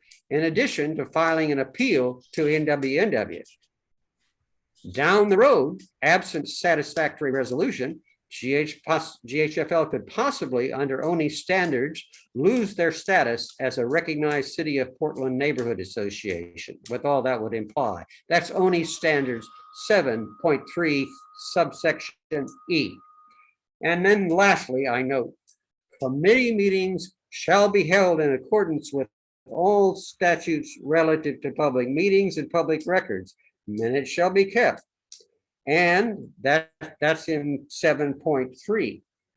More importantly, under 7.5, executive status for committees, under subsection 3, any action outside the approved guidelines will be null and void. And that is what is the case with this, because you had an illegal executive session. The GHFL bylaws do not permit you to have an executive session for this. You do. Eric, I'm sorry, Roger Leachman. This is Tiffany Hammer, VP for Yes. Goose Hollow Hills League. Yes. I want to say a couple of things. I want to say thank you for your service to our neighborhood and your years of knowledge with bylaws and so forth. So thank you again. I'm going to switch gears a little bit due to timing because I am looking at the clock. It is 8:38. I definitely need a moment to talk to all of you as VP about the role I took for the executive session, as well as the objectives that took place and the recommendations and the voting. But before we go into that, I want to briefly pass the baton over to Connie Kirk because she's had her hand up politely. Please, in about 20 seconds, ask a question so we can move forward with the recommendations of this grievance. Thank you. Yes, yeah, I'm just basically I'm just hoping that you can find a resolution to this issue of the minutes. I just want to say, as a former member of the GHFL, I do know that minutes matter, and it's my hope that you can figure this out. With regard to Eric's and Roger's contribution, thank you for mentioning through the many years before some of your board members, including Ms. Bimrose. I can assure you, and I know you know this, Tiffany, that their contributions and their specificity with bylaws and rules were and are very important. And I know that Eric and Roger are both very forthright in their commentary. That's actually a good thing, because that is how we strengthen our democratic process. So I would just hope in the future, I think it's been a wonderful and informative meeting in so many ways. And I thank you for all that I've learned tonight. But I would hope in the future that Mr. Simon and Mr. Leachman people will understand that they care, and that one of your board members, Ms. Bimrose, not cut them off when they're speaking, when they did have allotted time to speak. So my question is, do you think that is something you could work on a little bit more? It seems like you're a working board, but I just really don't want to see vilification of Mr. Simon, or really anyone. And I trust that you'll be able to rectify this issue with the minutes and make sure they're thorough. Thank you. Thank you, Connie. Thank you, appreciate it. And then President Scott Schaefer, can you please mute everyone? I'm going to go ahead and quickly go forward with how we conducted the recommendations. And again, I just want to make all of you clear. We want everyone to feel safe enough to bring aboard filing a grievance. And as a part of the executive committee, what our role at this stage is to recognize that we received a grievance and handle it appropriately with the executive membership. That means that Eric Simon got a voice. He was able to communicate his grievance via a 2-page email sent on March 3rd, and the Goose Hollow Foothills League had to accept it and look it over. And when we did post this grievance, based on this, I think it was minimum 7 days advance on the Neighbors West Northwest calendar, as well as on our Goose Hollow website. The intent was there is a grievance process where a time slot was dedicated to this. So many of us on the board are very, very sensitive to this grievance. We want to make sure it's handled properly and out of respect. And I felt that the 3 executive members that were selected did a good job of that. Now, one of the grievance requests by Eric Simon was to recuse Scott Schaefer, our president, from the executive process. Now, when we did host the meeting, which did start at 9 a.m., the executive session did not start till 9:22. We allowed it to be public. Eric got to, again, in addition to his 2-page grievance, let us know how he felt. And in that time, we listened to him. And then we politely said, we are going now into an executive session. That whole session, the open part and the private executive session, was recorded for transparency. That will be released when appropriate. I don't have the date and time of that. And that's one of the things that Eric had asked for. I'm not sure of that yet, because the role of the grievance meeting time slot was to do what we were instructed to do, was acknowledge the grievance letter, then fill out the proper intake form provided by Neighbors West Northwest, which is an ONI form. And it's right here in my hands, which is a city ran form. So we were using that guideline tool to help us with the process to make sure we properly determined Eric's grievance properly, so we could arrive at the recommendation to our Goose Hollow board. Now, when we did that, we looked through Eric's grievance. Then we cataloged it based on grievances, and we determined that he did have 3 grievances, not 1, not 2, but 3. So we had to be very careful that we addressed each one differently based on that. So when we did do that, when I speak of the first one, for example, timeliness of minutes. Now, mind you, the Goose Hollow Foothills League is comprised of board members that volunteer. In the ONI guidelines, it says that minutes should be given in a timely manner. Now, it doesn't specify with ONI standards a date, like 30 days or 20 days or by the next meeting. It says in a timely manner. So there's 2 ways we arrived at that. Is A, because there's no date and that we're all volunteers and we are human, that sometimes minutes might not come as fast. And we all know the secretary's job is probably the worst job here. And we thank our secretaries for doing an accurate job.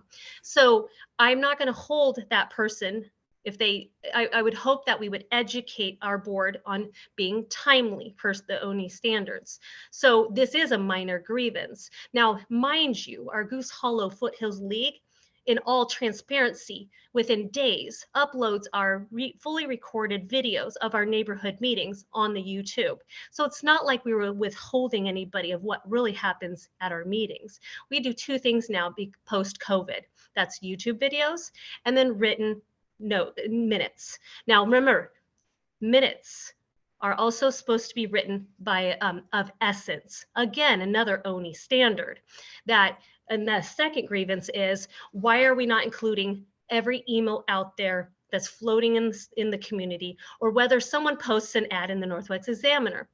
And for example, to Roger Leachman, referring back to years ago, where they put everything in the kitchen sink in their minutes under a huge hot debate.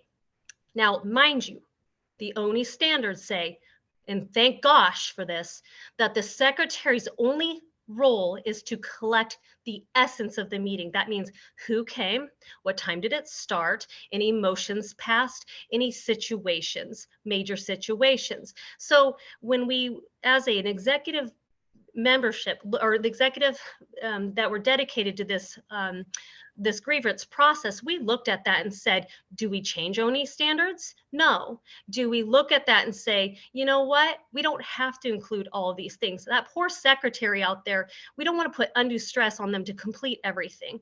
But now we did look and see, and we did see one email that we thought was worthy of the minutes, because it was an apology that a board member gave to the Goose Hollow Foothills League. And we thought, yes, that is worthy of putting in the minutes. And I need to thank Eric Simon for bringing that to our attention, but that doesn't mean we need to include every single email out there and everything that goes on in our community that might have that was not a major point for the meeting. Second, in terms of the email that we chose to include, this board member gave a public apology to our Goose Hollow board, and then a written email. And then we voted and said, you know, that we approve of his apology. Now, mind you, everyone approved of this. And in ONI standards, it says that if someone has a minority vote, which would be Eric in this case, all you have to do under minutes is state their minority vote and the reason why. And I want to thank the Goose Hollow Foothills League secretary, because they did that. They included that. That was Eric's voice to us, that he had a concern, and we documented that concern. But then there was nothing to report after that. And no one wanted to pass a motion to make any other changes to go forward. So that has been resolved. So that is considered a minor grievance based on this recommendation. Now we're going to move on to the final grievance, was being muted or dropped from a meeting in January. Now back to ONI standards yet again. It says that per ONI Section 8, open meetings and public records, the president of the chair is warranted to control behaviors and how the meeting is going forward. That includes muting someone if they feel that they're out of line. That's their role. And it's right there. And out of respect to the chair of our neighborhood, that's a really tough job, is to have to moderate every single meeting just to make sure that people stay in line. And we documented also, which is not here, I don't know why it didn't make it, was that our president did address our whole group about behaviors and changing our behaviors. And I think it was around the elections time when we were bringing new board members upon us, is a new respect for each other, to know bullying, positive behaviors, not to treat each other bad. And the chair spoke on that communication. So we felt that the chair was addressing the fact that we trusted him to moderate. And if that includes muting people who may feel out of line, so be it. That's the role of the chair, and that's per ONI standards. So that is why we arrived at our recommendation. Now, when I went through all three of those, they appear as minor, but that's not my decision. That is the board's decision to vote on. So I see your hand, Eric, and I totally respect you, and I'll be there in a second, but I have to read off the next steps. And that is, what do we do after our GHFL board has received a recommendation? Because there's a process here, and I want to make sure Eric's a part of it. So as the steps,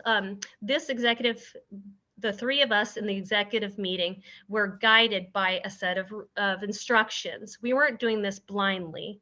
And some of us are new board members too. So we wanted to make sure that we followed the ONI standards, as well as our GFL guidelines, as well as our YouTube videos and our written notes to arrive at those recommendations. And I want to say a special thank you to the three of us that actually did our due diligence that took up to 2 hours just to make sure we were extra mindful of this, because we want to make sure that a grievance is heard, but also determine if it's worthy of a minor or major at this meeting, which you all will vote on today. Now, the next step is, once we deliver the recommendation to the board votes on whether this grievance qualifies as major grievance, which I just said, sorry. Number 3, the full GHFL board will concur that the filed grievance is major or minor. If it's major, then the president will call a special meeting of the board of directors to resolve a grievance, which Eric will be given at least 14 days written notice at the time and the place of the meeting. If no major grievance is found by a majority vote here, then the grievance fails and the process moves to step 4. Step 4, there is a right to appeal the decision of the board to the Neighbors West Northwest Coalition within 14 days of our decision. Neighbors West Northwest would then need to follow their grievance procedures. Now, mind you, we are humans here, and we're trying to be respectful of each other. We just arrived at a recommendation. We haven't voted yet, and we can't say whether or not how our vote or how our board is going to vote. But we do know that we have steps. These steps have been laid out by Mark Sieber, who is the director of Neighbors West Northwest, someone that many of us on this call, if you're a new board member, would look to because they are a helpful tool to our neighborhood. Now, they're not the ones that are making the decisions today to make that vote, but there's someone we reach out to for guidance. And I, out of respect, I hope that they would guide our neighborhood in a helpful manner. Now, again, we are humans here. And I would hope that we would arrive at a vote that we think is fair and we can move on from this. Now, we did recuse the one lawyer amongst us from participating. So we didn't have Scott weighing in on this. It was the three of us trying frantically to read all the different bylaws, etc.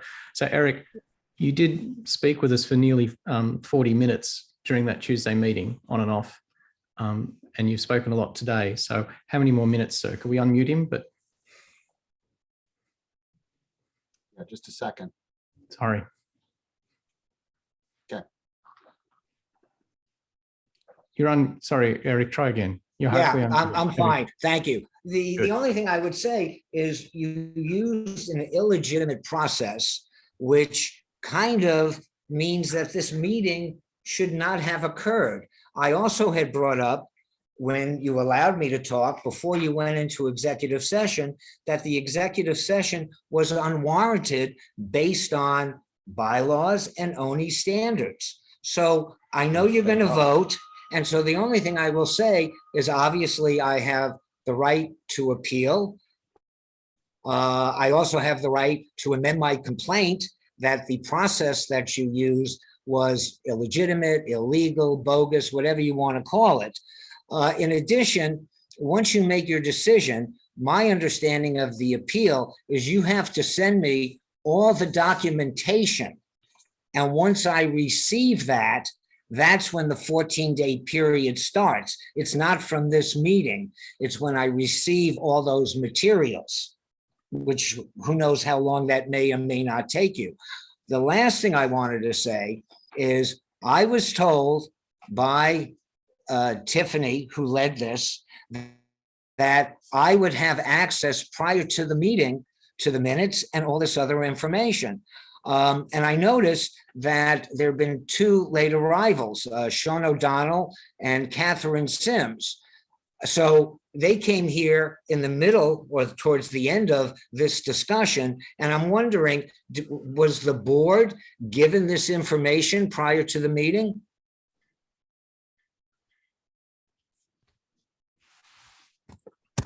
I can look at my agenda. I'll answer that question. My agenda says. Can't hear you. Yes. So they were given this information prior to the meeting. Why wasn't I included in that since I was the one who filed the grievance? I find that to be incredibly unfair. And also, I did not have an opportunity when we were discussing this initially at the meeting on the 15th to bring out other additional information that I might have. So again, you're going to do what you're going to do. I will follow the process of amending my grievance and we'll go. One other question I wanted to ask was— Eric, can I ask you a question, sir, please? Sure. You've spent so long helping this board. Why do you seem so intent on destroying it? I'm not here to destroy it. You know, listen, I'm not a victim. I'm just the messenger. I had sent out 6 emails regarding putting in the statement of Sean O'Donnell. I got no response from the Dean Majorski, the secretary, or Scott, or from anyone else on the board. Each of these emails was very appropriate. And I put in what should be put into the minutes. And so, again, whether I'm not here to destroy it, it's here. There are certain policies and procedures that you need to follow, whether you agree with them or not. I don't agree with everything that's necessarily in our bylaws or by ONI standards. But when I took over the position, I had to adhere to it. So everybody does. And as I say, I just feel that the way this meeting was handled, obviously on the Ides of March, how appropriate that it was an illegitimate process, and we'll see what happens during the appeal process. The last question I want to ask before you vote is, are you going to be putting in the 3 emails that Sean O'Donnell sent in association with the motion? Because the motion has no context unless the emails are attached. So you're saying you're not going to be adding. We're including the apology. That's why our recommendation was to include his apology, which was the motion of the meeting. Let me just, because I've tried to stay out of this for basically the entire meeting and the entire process, but let me address the issue of executive session first. And if you look at ORS 192.610(2)B, allows executive session when considering the dismissal or disciplining of, or to hear complaints or charges brought against a public officer, me, employee, staff member, or individual agent who does not request an open hearing, which I did not. So I don't know what the grounds are for objecting to going into executive session, since it's right there in black and white in the Oregon statutes. The second issue is that there's a 3-step process, which can turn into a 4-step process for undertaking the hearing of a complaint. The grievance is filed, which is the entire documentation of the entire complaint. It is now our responsibility to go into have an executive committee hear it. Normally that would be the 4 officers. I was given advice that I should likely recuse myself, although it's not a requirement, just to make sure that the process goes smoothly and that there's one less thing to complain about. The executive committee met. It is the job of the executive committee to deliberate and come up with a recommendation, but not a decision. They have done so. We are now holding that discussion at the next board meeting. We have tried to come to this procedure fairly quickly, although there is no requirement on timing to address it. So this has come very quickly. We've already spent a lot of hours doing it. There is no requirement that we bring anybody else into the discussion other than the board. If the board holds this to be a major grievance based upon the documents that have been supplied in the grievance, then they declare a special meeting. And Eric is then given 14 days to do everything that he has been trying to do at this meeting, which is bring additional arguments, bring in witnesses like Roger and other things like that. That is the time to hold it, not at this meeting. We've kind of gone off the rails a little bit, which is why I didn't necessarily want to unmute Eric, but I was responding to a request from the executive committee.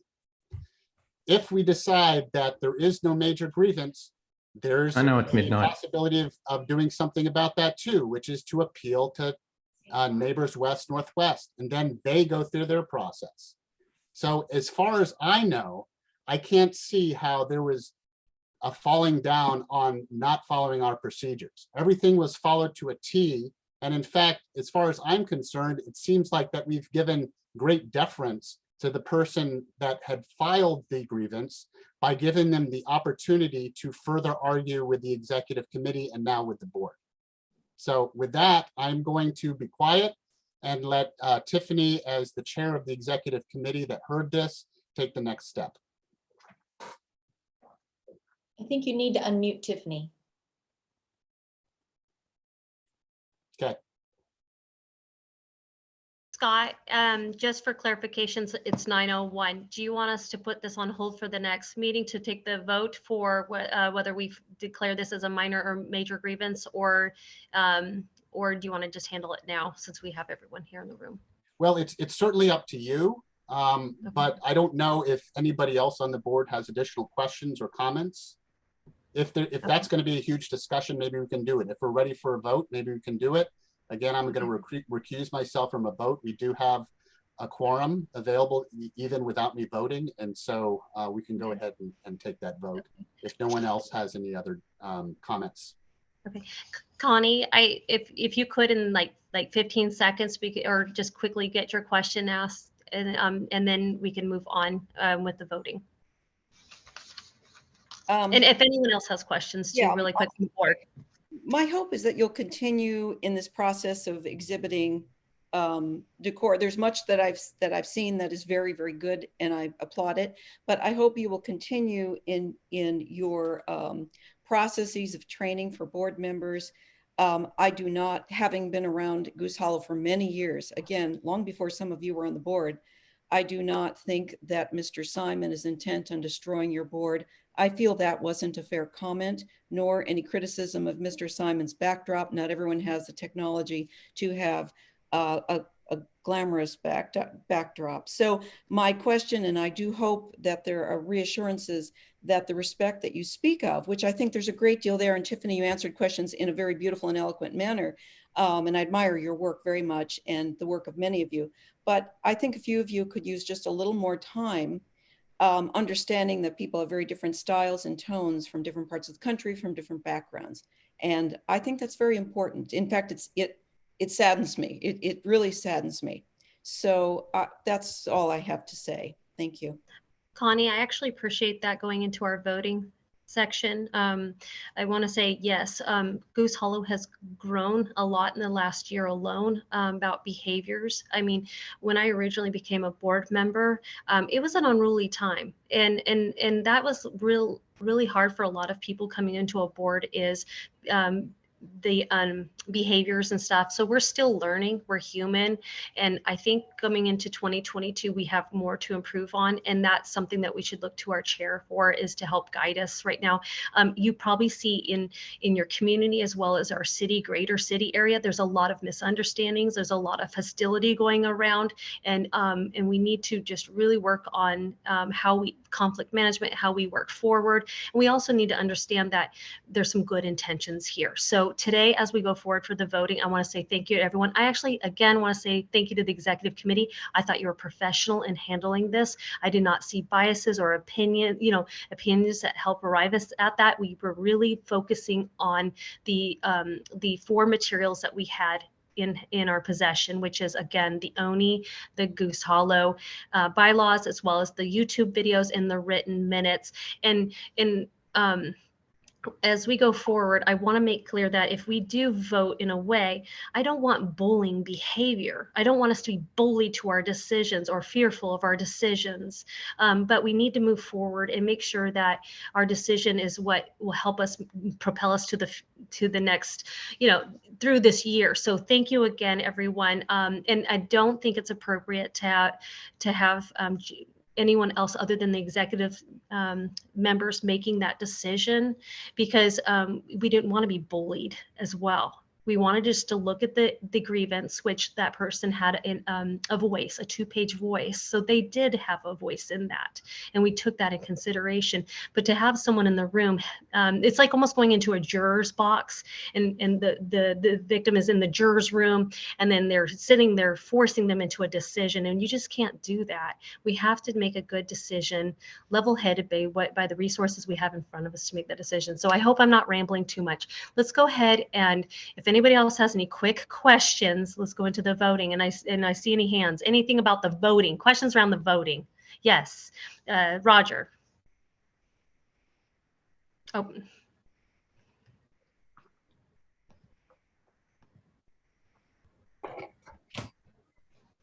My understanding is that you did not vote at the meeting. Not yet. Not yet. No. And I said that several times. You have to in order to let it come before the board.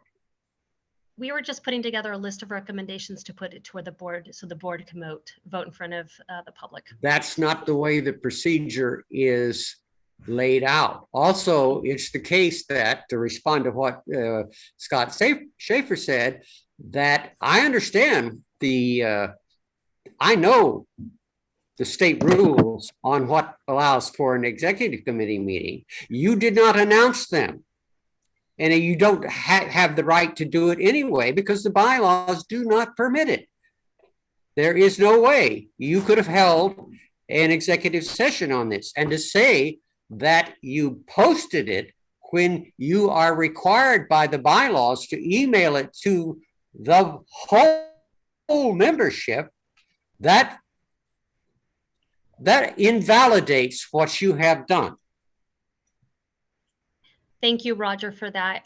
I did not see documentation that email was a form of that, but I will look further into that concern, okay? Let's go ahead and move forward with voting, everyone. I hope that the ONI form that we were given by our neighbors West Northwest and the instructions provided will suffice us for our voting today. If anyone has any concerns, please reach out to us after this via email to our chair, and we're going to go ahead and vote. So Steve, you have a better voice than I do. Would you like to rattle off the grievances and we could all vote? And or actually, since you're our secretary, I could read off the grievances and will you take note of everyone?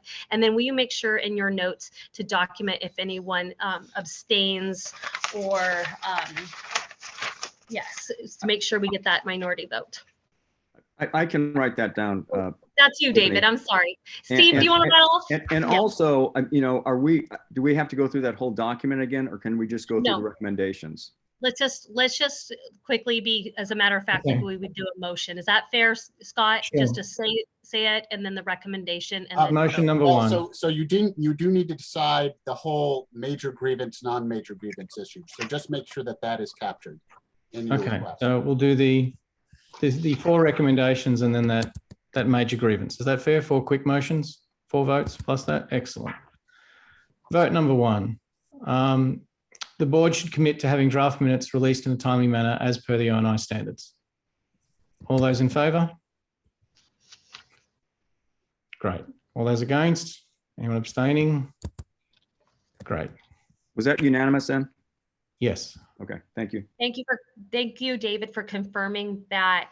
And can we on grievance 1 go also vote on whether this is a major or a minor? Could you No, do I'm that? going to do that on the whole grievance, if that's okay. Oh, you're going to do that on the Yeah. whole group.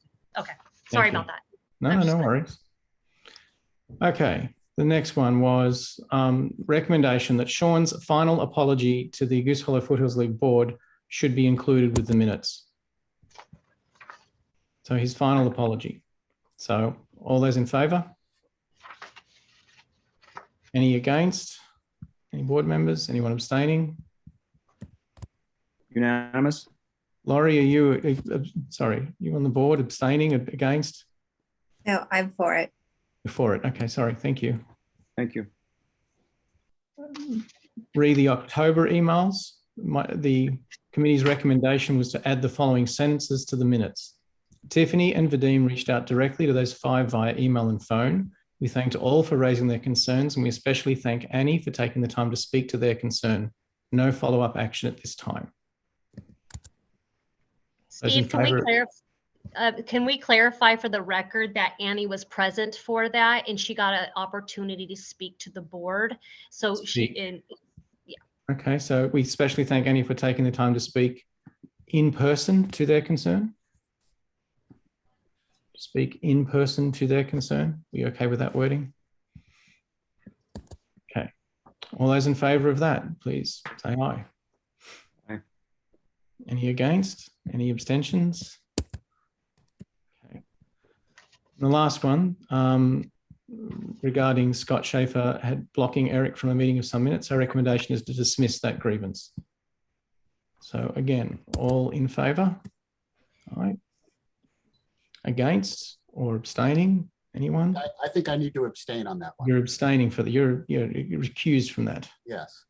So overall, whether these 3 separate grievances amount to a major grievance, the motion is that they do not amount to a major grievance. All those in favour of that motion? Anyone against that motion that thinks it does amount to a major grievance or abstaining? No, unanimous again. Okay. I have to abstain, I think, because. Yes. Again. Yeah, you've abstained. Okay. Recused. Okay. Thank you. that concludes our voting for on behalf of the recommendations. If there's any, I see a hand up, so please put your hands up if you have any concerns about how we arrived at our votes. And Scott, you'll probably conclude after that, but looks like we got some questions. It's 11 minutes past midnight here, so I'm sorry, but I have to run. Yeah. Okay. Thank you, Thank Steve. you. Thank you, Good night, Steve. folks. Let me just go ahead and quickly give Steve's treasurer's report, and I will forward this to you, David. Thank you. There is very little change from last month. Checking account is at $1,449.88. Savings account is at $5,125.97. The Fred Meyer account was increased by $17.06, and we got 4 cents in interest. So I'll go ahead. And also to conclude in that treasurer's report, the bottle drop was $113.32 this month. Okay. Thank you. Thank you.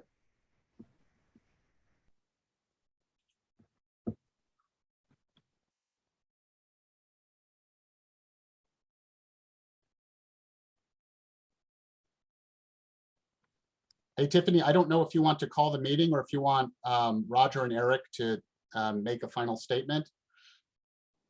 They will certainly have, I'm sorry. Hi there. That works really well. I do see some final questions, but Eric, if I call upon you, could you be pretty quick and brief? And if anybody else, like, let's get this in 30 seconds, okay? And I'm sorry I have to put times on people. Go ahead, Eric.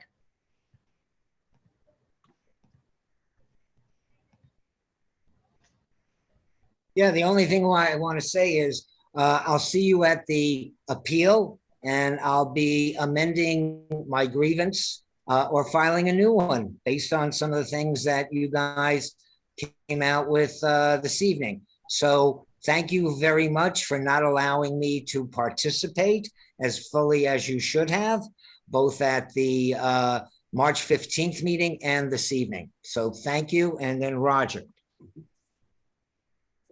I have a question for Mr. Morzierski, who was the secretary during this time. Hey, Roger. Yes. You tend to, look, we're all neighbors here. You tend to get into this habit of calling people by their last name. We're all friends here. Please, I was so excited when you actually said Scott Schaefer like about 10 minutes ago, as opposed to Mr. Schaefer, because we've known each other for 15 years. Please, please, please, I'm begging you, just please call him by his first name. This is a formal meeting, Mr. Schaefer. I don't think you have to go into this kind of thing. You interrupted me, and I was just trying to speak to what I was concerned with. All right, can I proceed now? Okay, I would like to ask Mr. Morzierski why he did not respond to 6 emails. 6 emails from Mr. Simon prior to the adoption of the meeting of two months of, I haven't finished. Can we do this offline? You know, the whole point of putting you guys on is just a final word, 30 seconds. And this is really just kind of a grievance fest for people. And I'm just going to have to honestly just mute it and end the meeting. But you have his contact information. I would suggest that you just go ahead and get a private message from him about any question you might ask, understanding that he's very busy.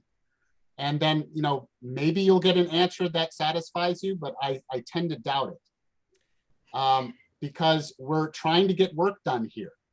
And if you want to get very particular information from people about why they did, what their motivations were, then I suggest you have a private conversation with them rather than a public one here. Yeah, and just for the public record, I want to say there were several phone conversations with Eric Simon about these, and you know there was certainly an attempt to understand Eric's desire and what he needed, and we tried to accommodate, and that's the best we could do. And you know, we are where we are now because he felt that was not enough, but we tried. So. And you're to be thanked. And I do know that you attempted to reach out to those people that contacted us, even those outside of our neighborhood, outside of our state. to try to understand what their issues were. So it's to be applauded. Again, we're all volunteers and we're doing good work here. So I appreciate the effort.